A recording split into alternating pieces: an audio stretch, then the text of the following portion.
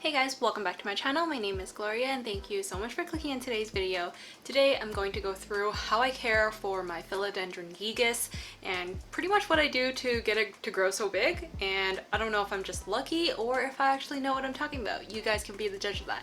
So I hope you guys enjoyed today's video. If you haven't done so already, make sure you subscribe to my channel so you don't miss out on any of my future videos.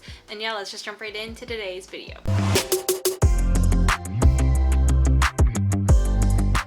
It's so hot today. I'm like already sweating and I haven't even started. Okay, so first off, let me show you my Philodendron Gigas, which is pretty stinking big. So this is a really long moss pole and it's currently in a 4-inch pot. So starting from here, it goes all the way up and it's growing up this moss pole, looking beautiful as ever and just amazing. So it has a total of 10 leaves, which is a really big aroid. I don't think I have any other aroid in my collection that has 10 leaves. I don't normally let my plants grow this big. I usually chop it, prop it, whatever, sell it, I don't know. But for this one, I don't know why, I just can't seem to give this a little chop. I just love it too much. And it has a total of 10 leaves right now, so it's crazy. I mean, although one is on its way out, which is this one, the oldest leaf, it's starting to yellow. Honestly, in this case, it looks kind of orange. Kind of weird, but yeah, I just kind of let it do its own thing and fall off when it's time. I'm pretty much just gonna hold this plant as if it was a small child because it literally is the size of that, and that way you guys can admire it as I'm talking about the Gigas. I make sure I do all of these things that make it thrive. So there's lighting, humidity, and watering. So we'll go through each one by one. We'll start off with lighting. So this one is currently facing a north facing window. It's way too tall for my plant shelf, so it can't really go under my strip lights, but I do have this one hanging strip light that's currently right above this plant along with all the other plants that are on my desk, and it's maybe about 20 inches away from the light. So I mean, this plant itself is probably 18 inches or something like that. So the top of the moss pole almost hits the top of the light, but when it's sitting down, the bottom leaves do get a little bit of light, but the top leaves do get a lot more light, and it does get supplemented by a north facing window. So pretty much a lot of light. Aroids can handle quite a lot of light, and don't be afraid to give it that good light because it helps it grow. It grows faster that way. New leaves will constantly be pushing out and it's just a lot more fun. So I have my grow lights on for about 12 hours, I think. It's either 12 or 14, it really depends. I think in the summer I usually keep it more around the 10 to 12 mark, and then in the winter is 12 to 14. So yeah, it really just depends on how I'm feeling and how my plants are responding. But I find that this plant really doesn't mind having a lot of light, so I just do try to give it as much light as I can provide in my home. In terms of window, if you put it in a west facing or a south facing window and you're in the northern hemisphere, make sure it doesn't really get too much direct sunlight, because if it does, it could burn the leaves. The leaves are pretty fragile, they're nice and velvety and soft, so if you get a burn mark on it, that would just be the most tragic thing ever. So make sure you don't do that. And if you're just giving it north facing light, that's kind of a little too little for this plant, so I would say it's a little bit better to just kind of supplement it with some grow lights. So yeah, that's pretty much all for lighting. Let's move on to watering. So as you guys can see, actually maybe you can't see, I have this plant growing in leca. Okay, so there you go, you guys can see that it's growing in leca. I have my moss pole in here. There's a fluff.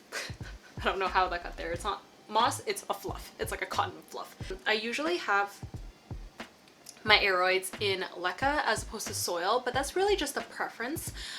It would grow perfectly fine in soil, which I would say use a more chunky aroid mix. So for me, I would do 2 parts potting mix, which is just regular soil, and then 1 part perlite, and then a handful of bark, because I find aroids do like to kind of grab on to the bark pieces and it helps it grow better. So grow more leaves, grow bigger leaves, so that's always good. I always make sure to add some bark into my aroid potting mix if I were to use it. But in this case, I am using leca, so it's a semi-hydro medium, and it means it doesn't use soil. It wicks up water from the bottom, so I like to do a 1/3 layer of a water reservoir for my leca plants, and the roots just wick it up, and it's just great because you don't have to water it every single day. You don't have to kind of guess when the plant needs water.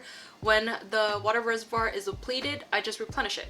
So that's what I do, keep it a third of the way and kind of let it go to like nothing, and then I refill it.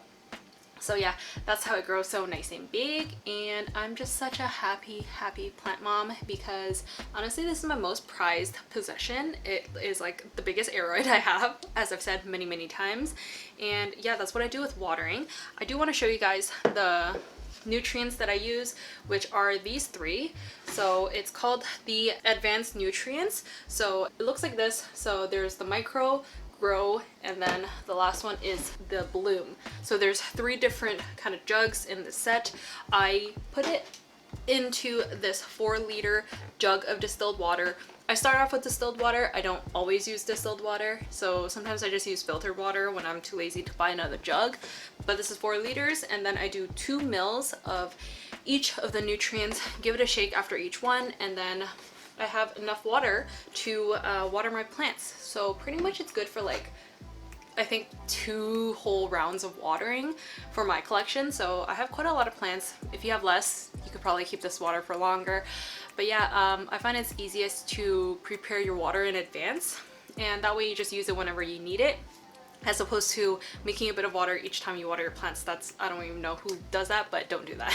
In terms of humidity, I really don't do much. So I am quite the lazy person.